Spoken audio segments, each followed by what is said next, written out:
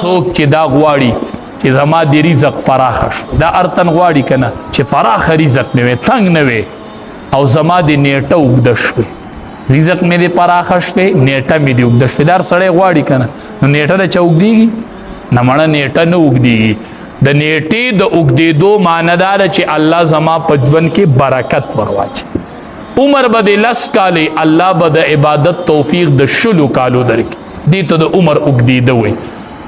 د مونږ ټول وایو خدایه د برکت ژوند راکې او د برکت رزق راکې، داسې وایو که نه اوږد ژوند راکې او فراخ رزق راکې. نبی علیه السلام فرمایي چې څوک دا 2 څیزه غواړي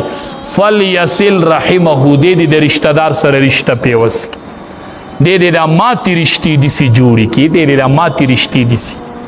د به رزق هم فراخ شي او په ژوند کې به برکت هم وي. نن چې دا رزق لنډ تنګ دی او دا په ژوند کې برکت نشته دی، د دې وجه دا ده چې د رشته دار سره مونږ رشتې پرېږدو، رشتې بحال کو چې الله رزق هم فراخه کړي، ژوند به هم الله اوږد کړي، الله به برکت درکړي. بعضې زنانه ناپوهه زنانه، د علم نه لرې زنانه پوه نشي، کور کې لږ چېرته څو ورځې اختلاف راشي روانه بشي، چا پسې به لاړه شي، چېرته یو غیر عالم شریعت په پیژني نه عالم بنئ، بس کور کې مې اختلافات دي، هغه وایي ښه ورږه زه پیریانو ته وامه، پیریانو ته ووایي چې څه ټیم پس یو زوړ تعویز را ګزار کوي، تاسو کله تعویزونو شی دی راوویست، دا جنګونه چې ودا و ښه ټیک شو، دا ورته وایي دا چا کړي دي؟ نه هغه مسلمان ورته وایي خپل کس کړي دي ستاسو په دې کور کې دی، وایي دا ورته بس اوسې معلومول زما کار دی، څه لږه شیطاني هغه وکړي او لږه ورسره دا ملګري کړي چې کور ته راشي جو خاوند ته وایي ته خبرې دا جنګونه چې کېږي ولې؟ بس کار وشو تعویزونه شي، چا کړي دي؟ بس ستا دا ورور چې دی د ده دې ښځې کړي، هما ته ووایي که نه چې کور کې یو بنده کړي داسې څه ورسره دا ملګري کړي، یو ورور راشي ورور ته ونښلي ستا ښځې تعویزونه کړي، یو بل مشت و ګریبان شي، اختلاف نه وي په کور کې اختلاف پیدا کړي.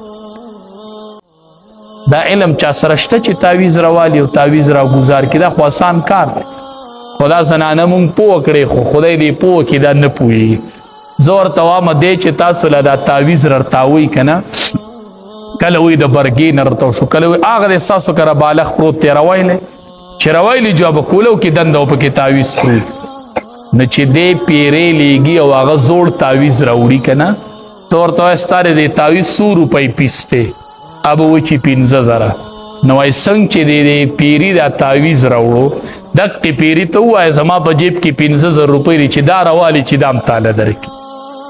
نو زوړ تعویز پې د کلونو راوړی شي او زما د جیبه پې پیسې نه شي اخیستی په دې پیري باندې، زمونږ کره کور پیسې پرتې دي، دا پیرې ولېږه، دته خو هر څه معلوم دي که نه، تا تم معلوم دي چې په برګه کې د تعویز معلومو، په دقې برګه کې په کوټه کې په بډوه کې پیسې پرتې دي، دا پیرې ولېږه چې پیسې هم راوړي، نو تعویز راوړی شي پیسې نشي راوړی. عجیبه خبره ده، ستا بابا جر ورکوي او زما بابا جر نه ورکوي، عجیبه خبره ده، تعویز راوړی شي پیسې نشي راوړی. نو دا په خلقو کې اختلافونه پیدا کړي، داسې رشتې وي هغه یې داسې کړي، ورونه یو بل ته مشت و ګریبان شول، زامن او بچي یو بل ته مشت و پلاران یو بل ته مشت و ګریبان شول. نبی کریم صلی الله علیه وسلم فرمایي د قیامت ورځ به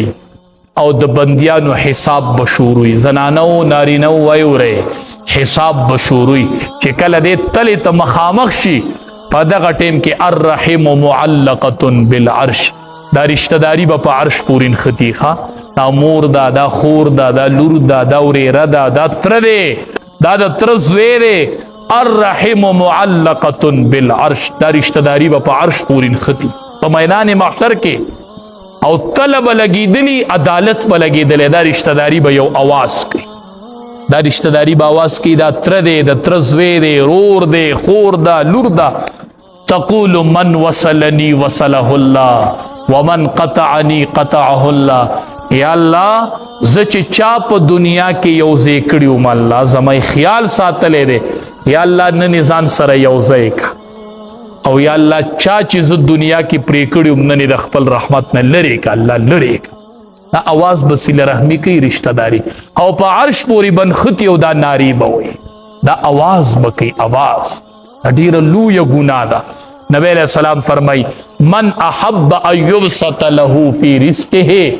وینسع له فی اثره فلیصل رحمه.